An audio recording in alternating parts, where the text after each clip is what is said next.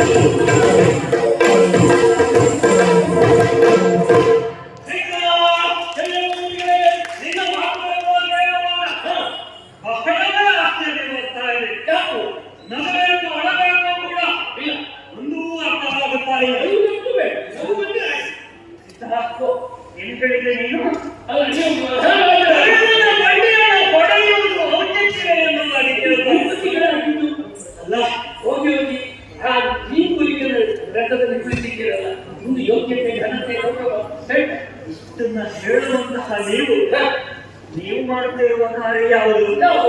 ನೀವು ಕೂಡ ಬಂಡಿಯಲ್ಲೇ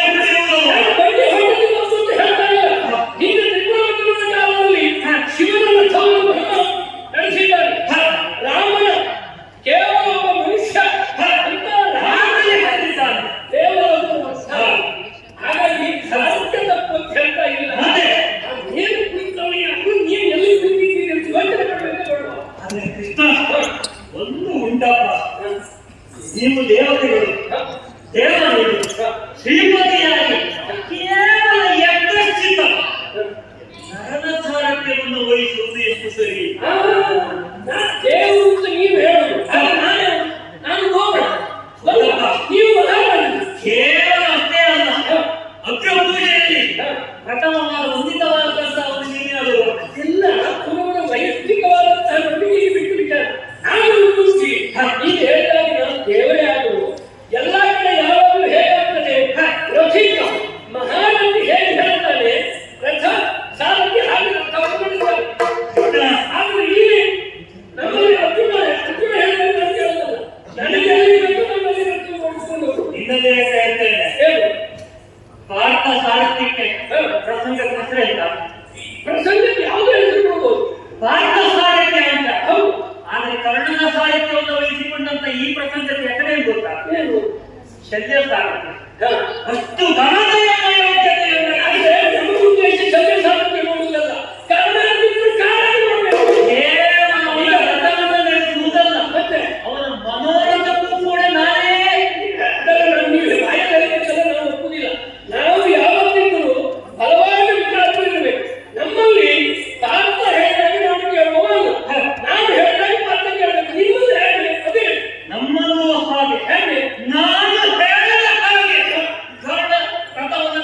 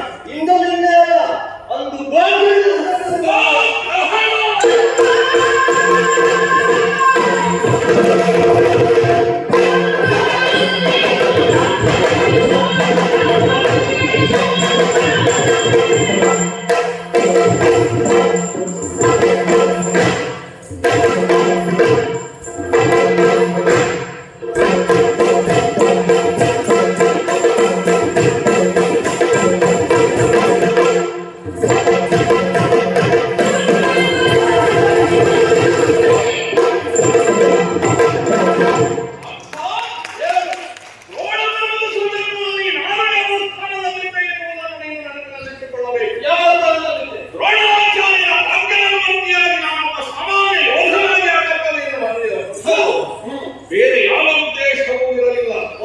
ಹೀಗಾಗಿ ನಿನ್ನ ಮಗನಿಗೆ ಚಕ್ರವ್ಯೂಹವನ್ನು ಪ್ರವೇಶಿಸುವುದಕ್ಕೆ ಮಾತ್ರ ತಿಳಿದಿತ್ತು. ಕ್ಷೇಮವಾಗಿ ಹೊರಬರುವಂತಹ ವಿಚಾರ ತಿಳಿದವನಲ್ಲ. ಬಿಡು, ಗೋಗ್ರಹಣವಲ್ಲ. ಅರ್ಥ ಇಂದು ನಿನ್ನ ಪಾಲಿಗೆ ಸೋಗ್ರಹಣ ಮಾಡುವಂತಹ ಯುದ್ಧದಲ್ಲಿ ಪ್ರತ್ಯಕ್ಷ ಮಾರ್ಗಗಳನ್ನು ಕೂಡ ಅಂಜಲಿಕ್ಕಿಲ್ಲ, ಅಳಲಿಕ್ಕಿಲ್ಲ. ಅವನೊಂದಿಗೆ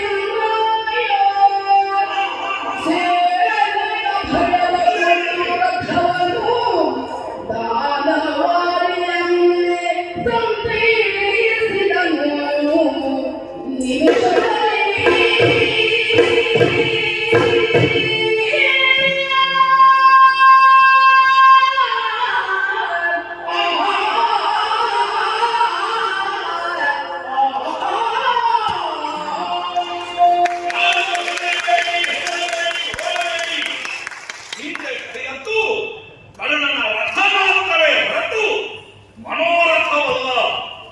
ಹಾಗಾಗಿ ಎಲ್ಲರೂ ಸಾವರಿಸಿಕೊಳ್ಳಬೇಕು, ಶಾಂತರಾಗಬೇಕು. ಒಂದಷ್ಟು ಜನ ನನ್ನ ಮಾತಿಗೆ ಮನ್ನಣೆ ಇಟ್ಟು ಹಿಂದಿರುಗಿದ್ದಾರೆ. ಇವರನ್ನು ಬಲಪಡಿಸಿಕೊಳ್ಳಬೇಕು ಅಂತಾದರೆ ಪಾರ್ಥವೈದಂತಹ ಕೃತ್ಯಕ್ಕಿಂತಲೂ ಮೀರಾದಂತಹ ಸಾಹಸವನ್ನು ನಾನು ಮಾಡಿ ತೋರಿಸಬೇಕಾಗಿದೆ. ಹಾಗಾಗಿ ಸರಿಯಾದ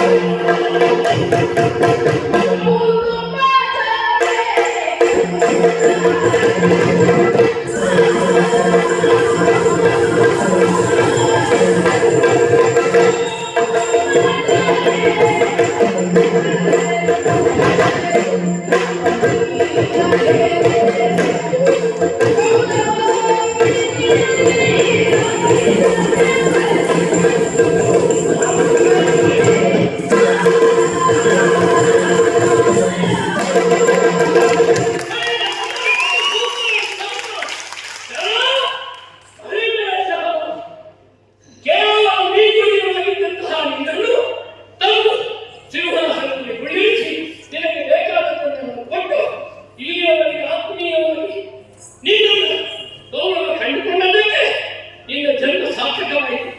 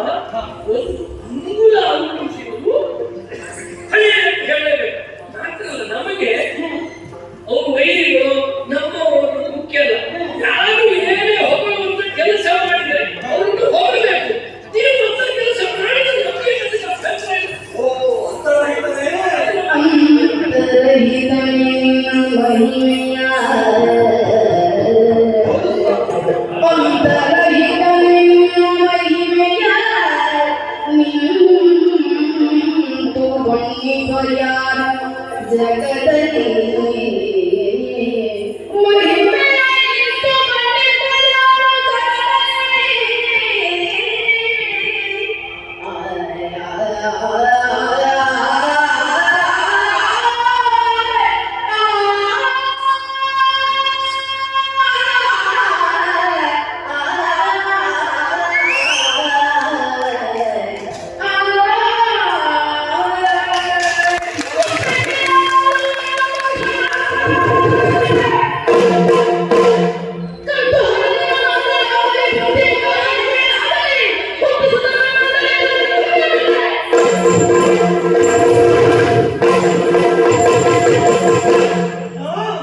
ನಿನ್ನ ಅಂತರವನ್ನು ಅಭಿಪ್ರಾಯವನ್ನು ಸಂಗ್ರಹವಾಗುತ್ತೆ. ಅಲ್ವೋ?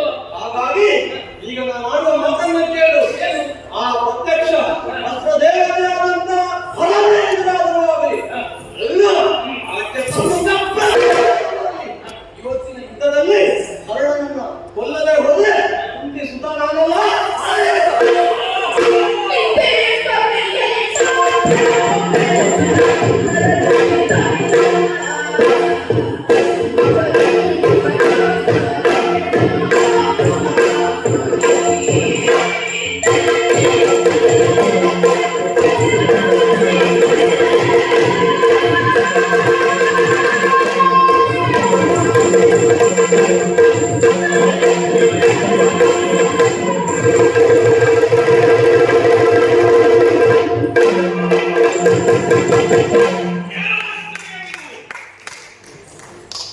ಪಾರ್ಥನ ರಥವನ್ನ ಬಿಲ್ಲಂತೆ ಹಿಂದೆ ಸರಿಸಿದ ಕ್ಷಣದಲ್ಲಿ ಕೃಷ್ಣನನ್ನ ಹೊಗಳುವುದಕ್ಕೆ ಮುಂದಾದ.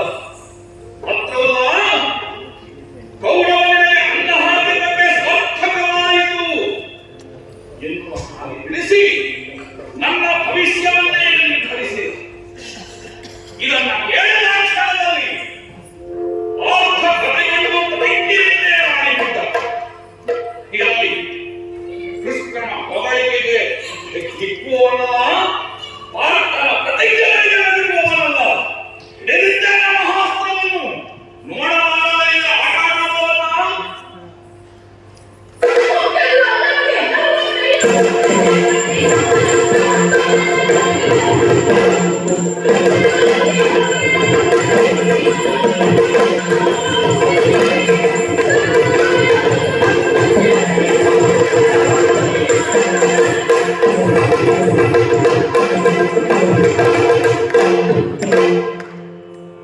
ಏನಾಶ್ಚರ್ಯ! ಪಾರ್ಥನಿಗೆ ಪ್ರತಿಯಾದ ಅಸ್ತ್ರವನ್ನು ಪ್ರಯೋಗಿಸಬೇಕು ಎಂಬ ಕಾರಣಕ್ಕಾಗಿ ಮತ್ತೆ ಕೈ ಹಾಕಿದ ಕ್ಷಣದಲ್ಲಿ ಸಿಕ್ಕಿದಲ್ಲ ಸಜೀವ ಶವವು ಒಮ್ಮೆ ಇದರ ಆಟಾಡುವವನ್ನ ಕಾಣಬಾರದೆ. ಇದರ ಪ್ರಭಾವದಿಂದ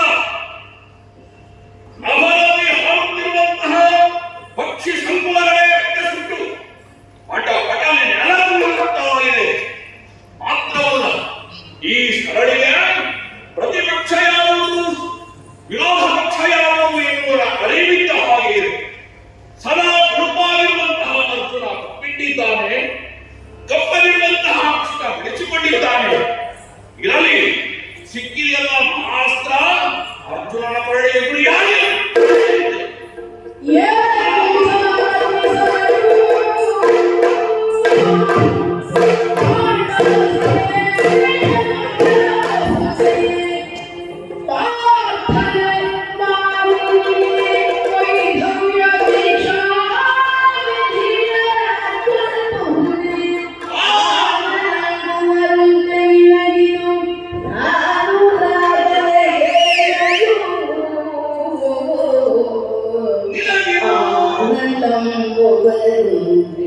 ನಿಮಗೆ ಸಾಧು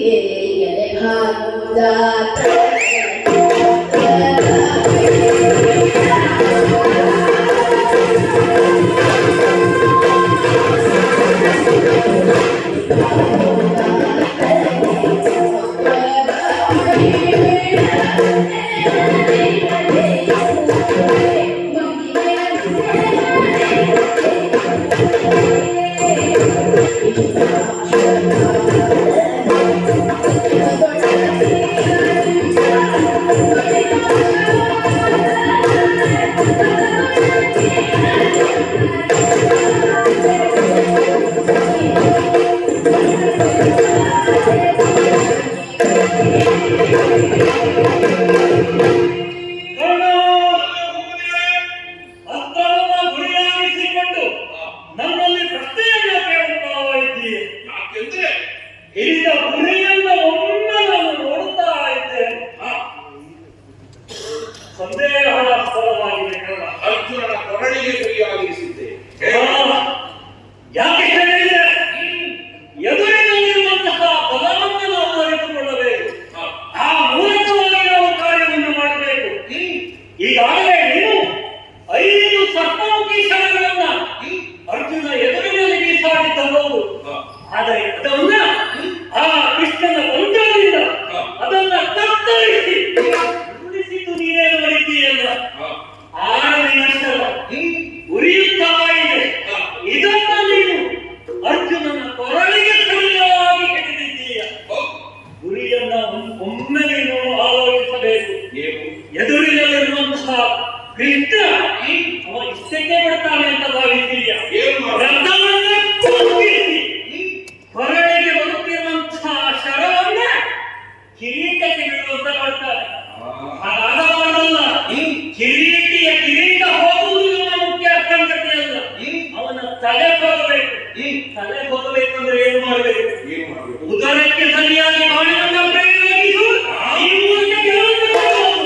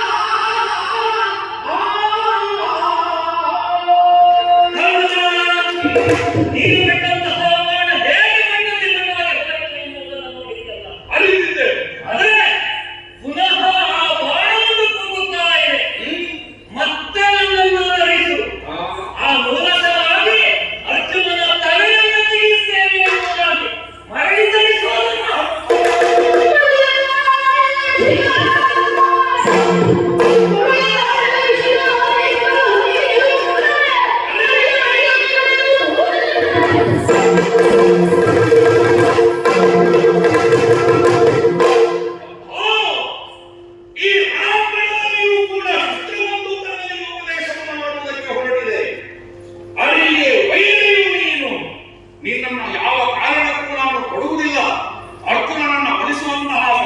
ಯಶಸ್ಸು ಈ ಕರ್ಣನಿಗೆ ಕಾಯಬೇಕು ಹೊರತು ಅದರಲ್ಲಿ ಯಾರಿಗೂ ಭಾಗವಿಲ್ಲ. ಬಂದಂತಹ ಸರ್ವಾಸ್ತ್ರವನ್ನು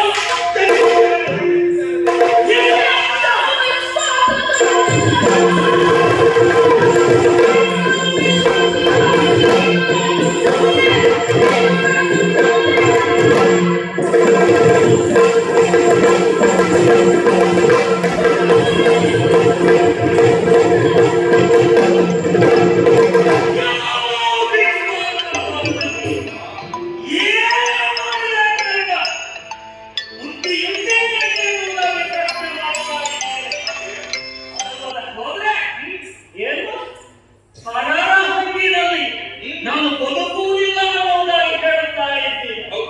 ಏನು ಪರರ ಹುಡುಗರಲ್ಲಿ ನೀನು ಜೀವಿಸಿದ ಅಲ್ಲವೇ ಅಲ್ಲವೇ ಲೋಕದಲ್ಲಿ ಬೇಡದಂತಹ ನೀನು ಯಾರೋ ಬಿಟ್ಟಂತ ಕಾರಣಕ್ಕಾಗಿ ನಿನ್ನ ಜೀವನವನ್ನ ಕಂಡವರ ಕೈಯಲ್ಲಿ ಕರವಣಿಗೆಯೇ ಜೀವನವನ್ನು ನಡೆಸಿಕೊಂಡಾತ ನೀನು.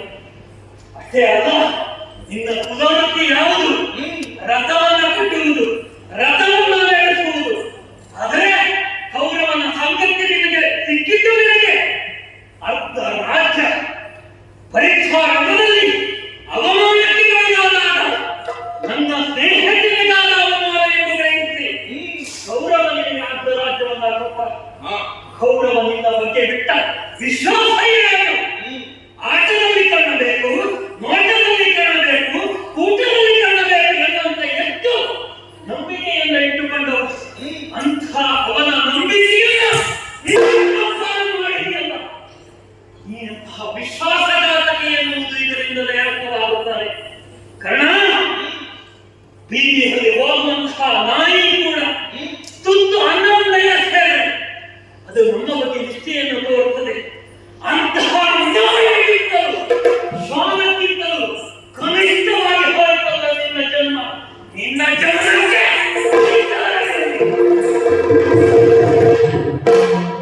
ಶಲ್ಯಭೂಪತಿಗಳೇ,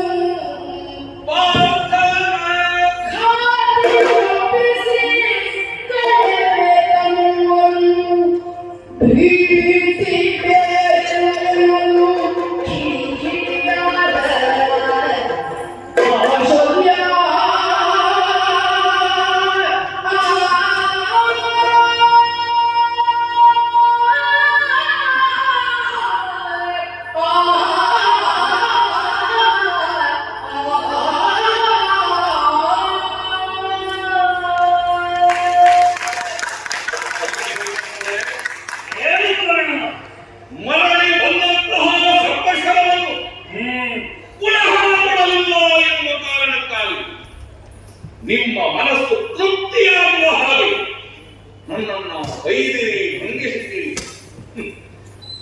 ಆಗಲಿ ಸ್ವಾಮಿ, ದೊಡ್ಡಮ್ಮನ್ನ ಮರಳಿ ಕೊಡದೆ ಇರುವುದಕ್ಕೂ ಘನವಾದಂತಹ ಉದ್ದೇಶ. ಅದೊಂದು ದಿನ ಗಂಗಾ ತಟಾಕದಲ್ಲಿ ಸೂರ್ಯನಿಗೆ ಅರ್ಘ್ಯವನ್ನು ಕೊಡುವಂತಹ ಸಂದರ್ಭ. ಪಾಂಡವರ ಮಾತೆಯಾದಂತಹ ಕುಂತಿದೇವಿ ನನ್ನಲ್ಲಿಗೆ ಬಂದು ತಾನು ಕನ್ಯಾವಸ್ಥೆಯಲ್ಲಿರುವಾಗ ಪಡೆದಂತಹ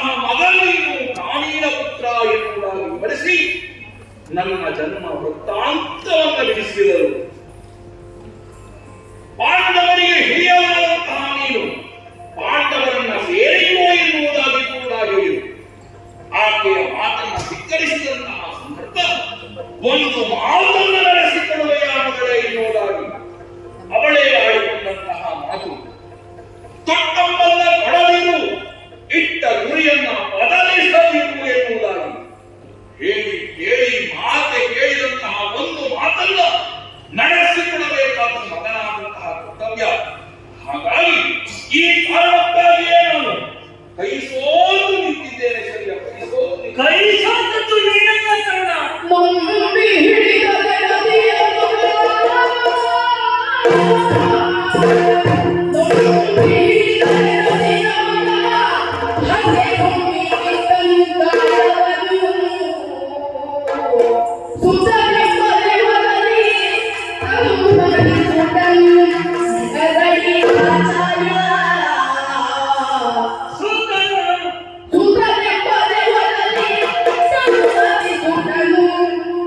ಗಲಡಿ ಆಚಾರ್ಯ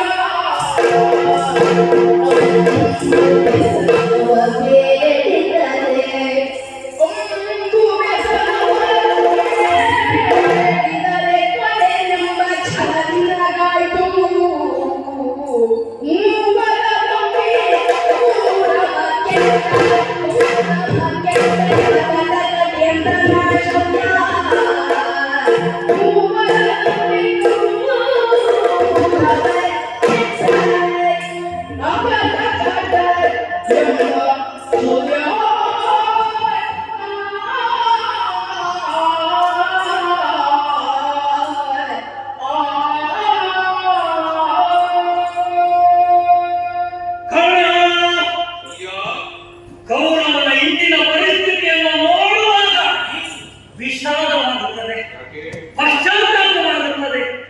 ಎಂತೆಂಥವರನ್ನೆಲ್ಲ ಕಟ್ಟಿಕೊಂಡು ತಾವು ಆರ್ಯಾವರ್ತಕ್ಕೆ ಸಾಮ್ರಾಟನಾಗಿ ಹೋಗ್ತೇನೆ ಎನ್ನುವುದಾಗಿ ಕೊಂಗಲನ್ನು ಕಂಡವ.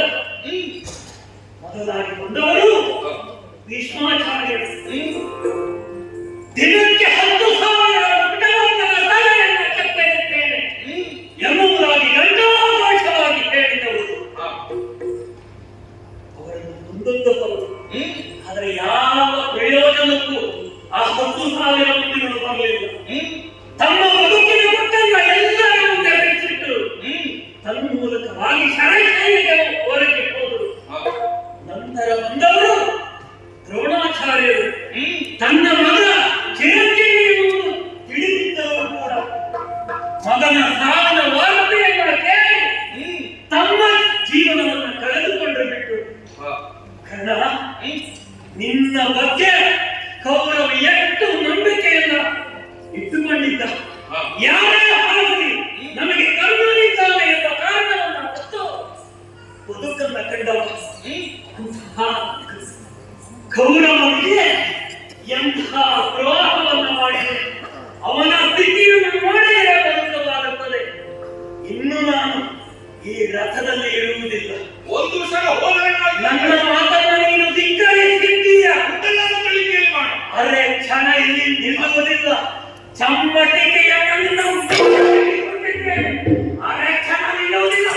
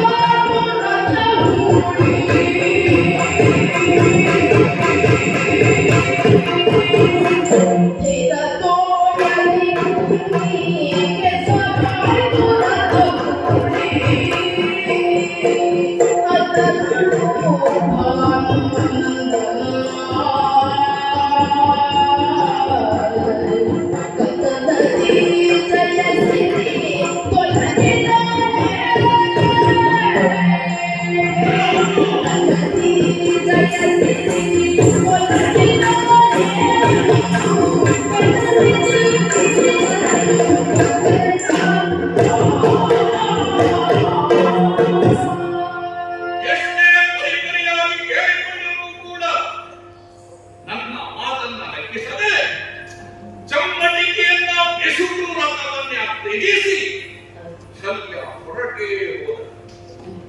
ಸಾರಥಿಯಾಗಿಯೂ ರಥಿಕನಾಗಿಯೂ ಹಾಗೆಯೇ ಯುದ್ಧವನ್ನು ಮುಂದುವರಿಸಬೇಕಾದ್ದು ನನ್ನ ಕರ್ತವ್ಯವಾಗಿದೆ. ಆದ್ದರಿಂದ ಅರ್ಜುನನೊಡನೆ ಮುಖಾಮುಖವಾಗಿ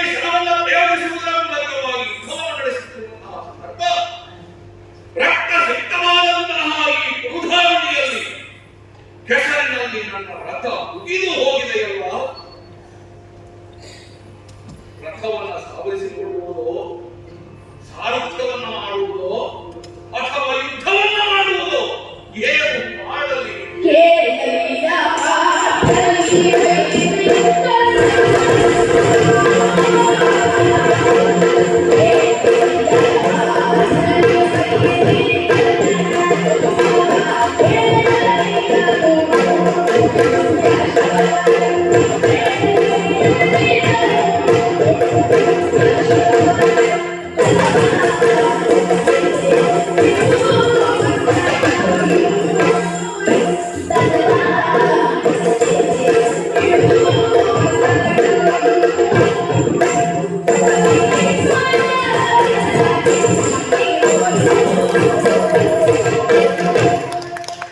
ಅರ್ಥ ದೇವರೇ, ಹೋಗ್ತಾ ಇದೆಯಲ್ಲ. ಕೊಡ್ತಾ ಇದ್ದೆ. ವೈರಿ ಯಾವಾಗ ಖುಷಿಗಿದ್ದಾನೆ, ಯಾವಾಗ ವೃದ್ಧಿ ಶಕ್ತಿ ಕಡಿಮೆಯಾಗಿದೆ ಅಂತ ಸಂದರ್ಭದಲ್ಲೇ ಹೊಡಿಬೇಕು. ಅವನ ರಥ ಹುಗಿಲಿದೆ, ಸಾರಥಿ ಬಿಟ್ಟು ಹೋಗಿದ್ದಾನೆ. ಸರ ಮಾಡಬೇಡ, ದಿವ್ಯವಾದಂತಹ ಶರವನ್ನು ತೆಗೆದು ಆ ರಥ ಹೊಯ್ಯಲು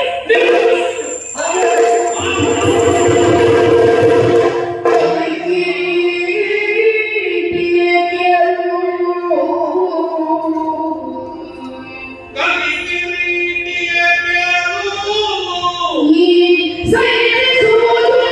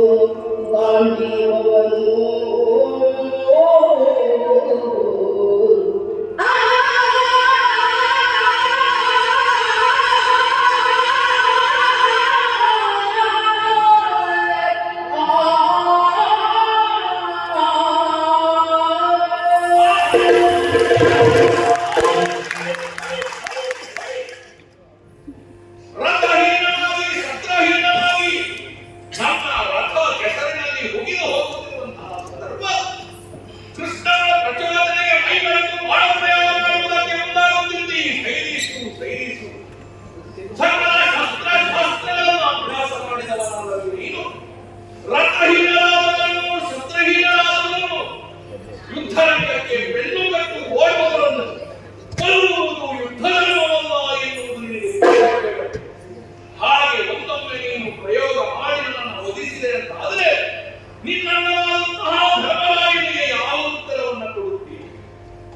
ಭೀಮಸೇನಿಗೆ ಮುಖವನ್ನು ಹೇಗೆ ತೋರಿಸುತ್ತಿ? ಅನುಜರಾದಂತಹ ಮಕ್ಕಳ ಸಹದೇವನಿಗೆ ಯಾವ ಉತ್ತರವನ್ನು ಕೊಡುತ್ತಿ? ಆದರೆ ಕಳಿಗೆಯ ಅವಕಾಶವನ್ನ ಕೊಡು, ರಥವನ್ನ ಸಹಿಸಿಕೊಂಡು ಮರಳಿ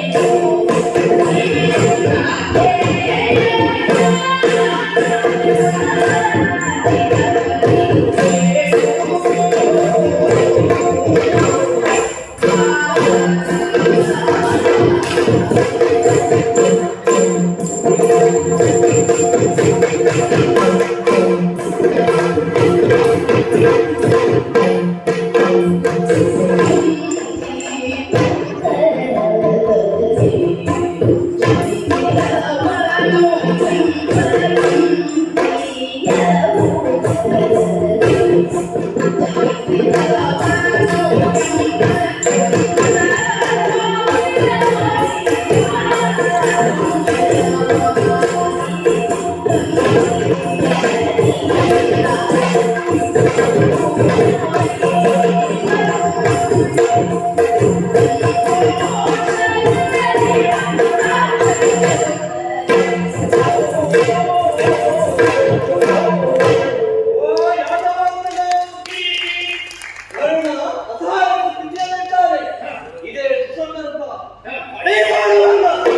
ಪ್ರಚೋದಿಸುವುದು ಮುಖ್ಯ. ಪ್ರಚೋದಿಸುವುದು ನೀವು ಮಾಡಬೇಕಾದ ಕರ್ತವ್ಯವನ್ನು ನೀವು ಎಚ್ಚರಿಸ್ತಾ ಇದ್ದೀರಿ. ಆದರೆ ವಿರೋಧಿಯ ಸ್ಥಾನದಲ್ಲಿರುವ ಆತನಲ್ಲಿ ವಿರೋಧ ಭಾವವೇ ಮರೆಯಾಗ್ತಾ ಇದೆ ದೇವ.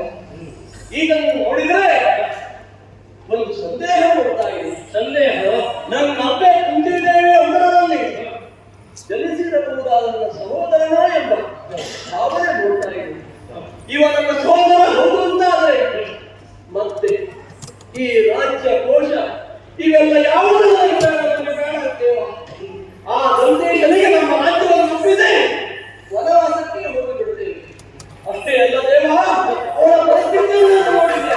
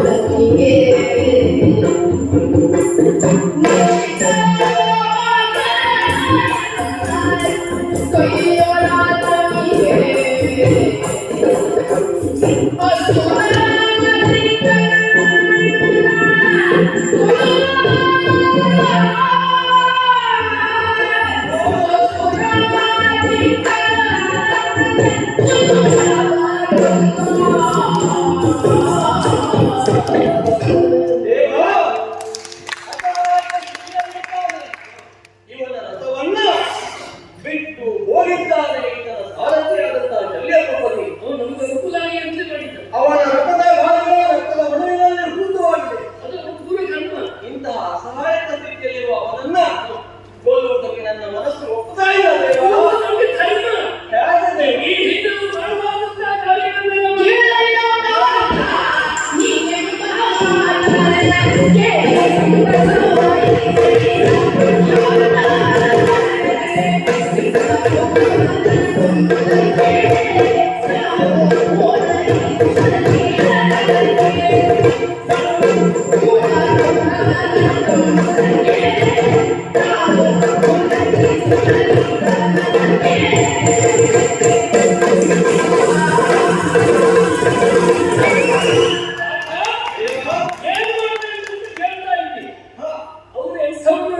ಯೋಚನೆ ಮಾಡಿಕೊಳ್ಳಬೇಕು. ಅವ ಏನು ಮಾಡಿದ್ದಾನಂತೆ? ಅವ್ರು ಮಾಡಬಾರದು ಏನೇನು ಮಾಡಿದ್ದಾನೆ.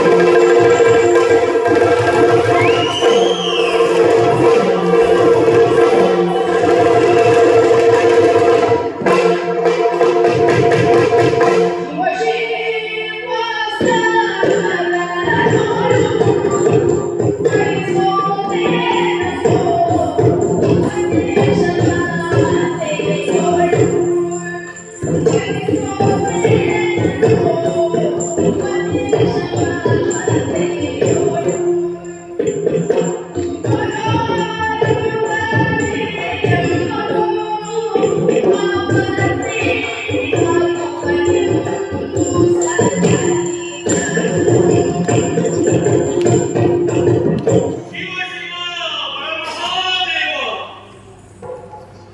ಎಂತಹ ಸೋಲು ಈ ಕರ್ಣನ ಪಾಲಿಗೆ.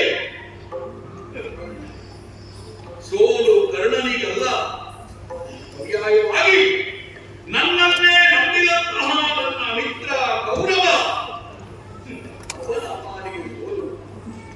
ಅವನ ಪಾಲಿನ ಭಾಗ್ಯ ರಥ ಎನ್ನುವುದೇ ನೆಲದಲ್ಲಿ ಮುಗಿದು ಹೋಗುತ್ತಾ ಇದೆಯೋ ಎಂಬ ಹಾಗೆ ಮಾತನಾಡುತ್ತಾ ಇದೆ.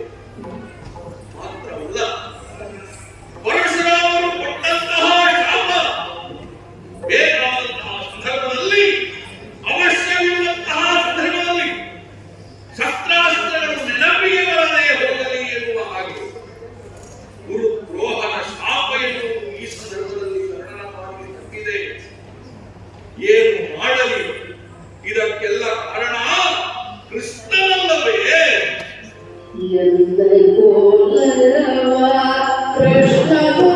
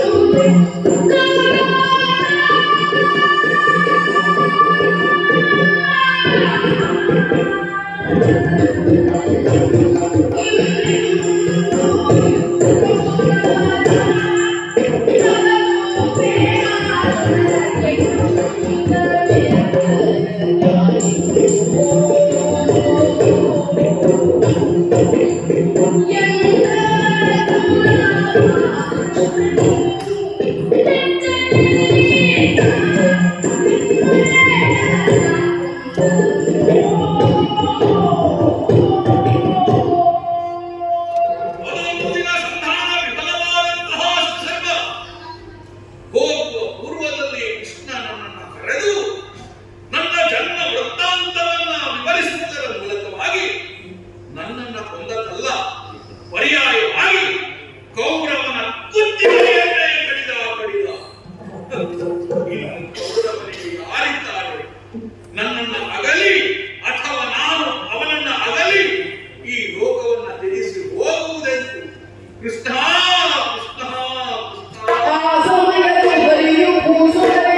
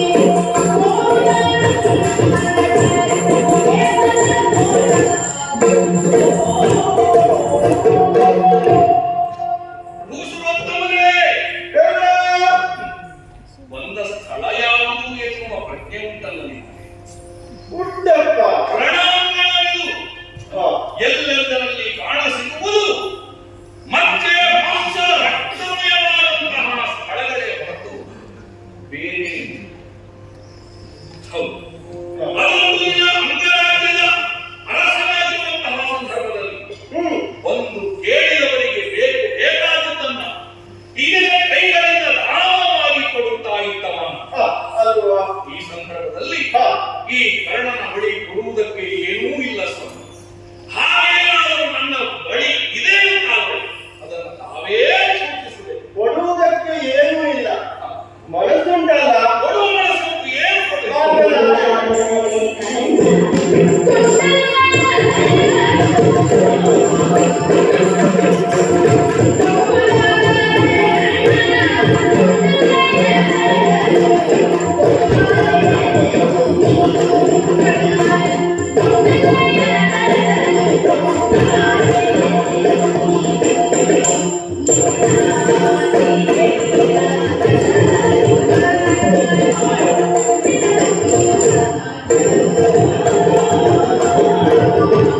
ಸ್ವಾಮಿ ಮಹಾಮಂತ್ರವರೇ, ಕೊಡುವ ಮನಸ್ಸು ಉಂಟು ಅಂತಾದ್ರೆ ಮಾರ್ಗವನ್ನು ನಾನು ಹೇಳ್ತೇನೆ ಕರ್ಣ. ಏನು ಅದು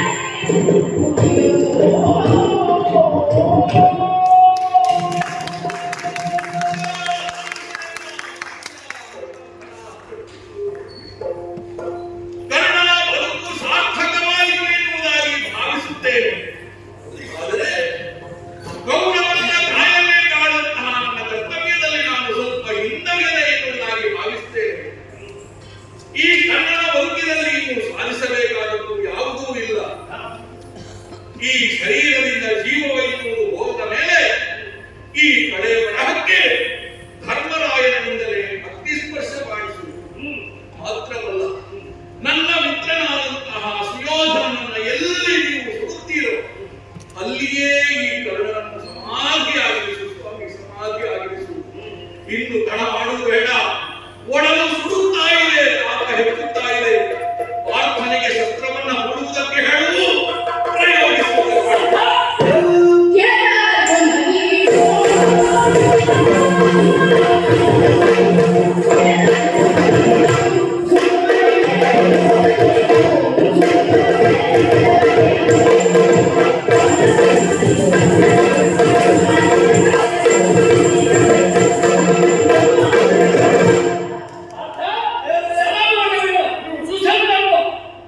ಹಿಂದೆ ಶಿವನ ಕುರಿತಾಗಿ ತಪಸ್ಸನ್ನ ಮಾಡಿ ಭಾಷಣವನ್ನು ಶಿವನಿಂದ ಪಡೆಯುವಂತಹ ಸಂದರ್ಭದಲ್ಲಿ ಬಳುವಳಿಯಾಗಿ ಪಾರ್ವತಿ ದೇವಿ ನೀಡಿದಂತಹ ಅಂಜನದ ಶರಣ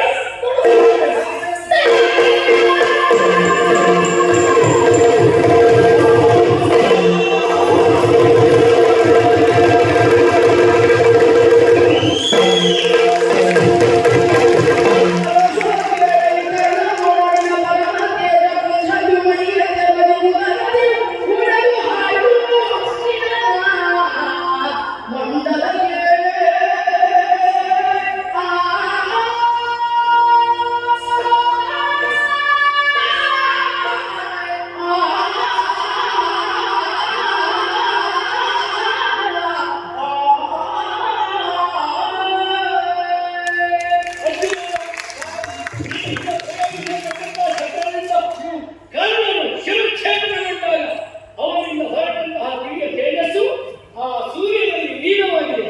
ಅಗೋ ಸಮಯ ಕಳೀತಾ ಇದೆ, ತಡ ಮಾಡೋದಲ್ಲ.